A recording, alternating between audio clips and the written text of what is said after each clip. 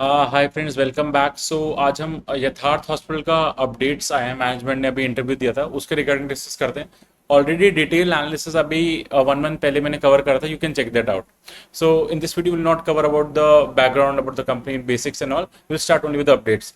सो company ने guide करा कि 30% का ग्रोथ ये कर सकते हैं नेक्स्ट 3 to 5 years तक, लाइक एवरी ईयर CAGR से ग्रो कर सकते हैं। एंड ये अपने जो मार्जिन हैं इनके ऑपरेटिंग मार्जिन वो 25 to 26% है, वो मेंटेन कर सकते हैं नेक्स्ट 3 to 5 years के लिए।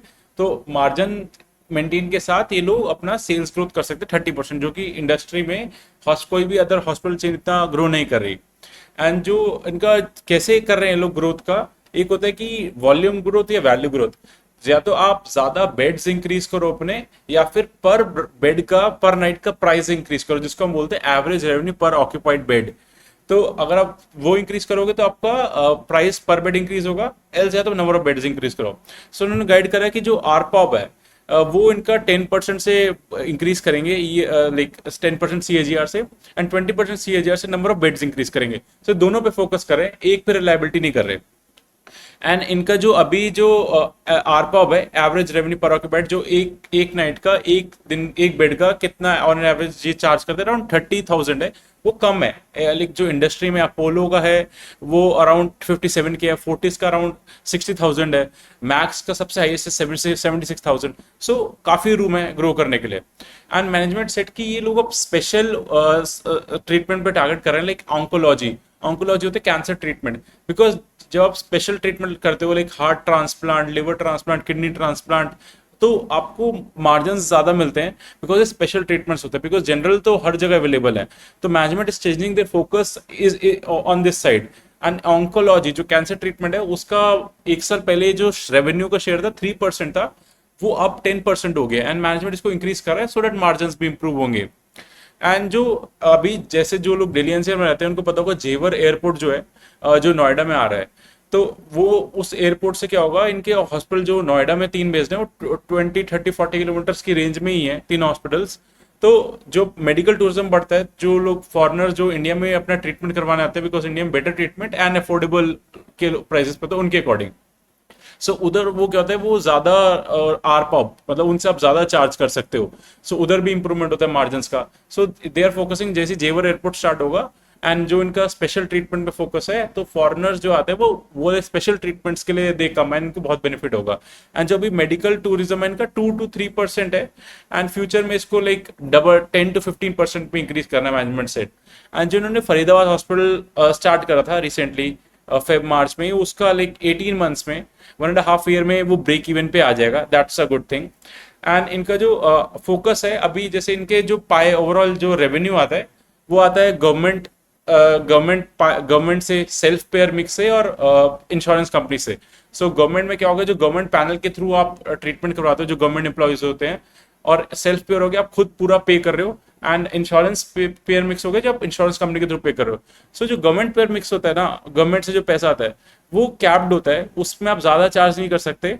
तो एंड वो डिले होके आता है, थोड़ा लेट आता है, तो इसलिए वो रिसीवेबल्स में इनका कैश फ्लो का भी इशू करता है। तो ये टारगेट कर रहे हैं कि ये सेल्फ पेयर और इंश्योरेंस कंपनी का पे वाला पोर्शन इंक्रीज करेंगे और गवर्नमेंट पे को डिक्रीज करेंगे। सो अब इनका गवर्नमेंट पे का जो पोर्शन है रेवेन्यू का 37%, वो भी ऑन द हायर साइड है।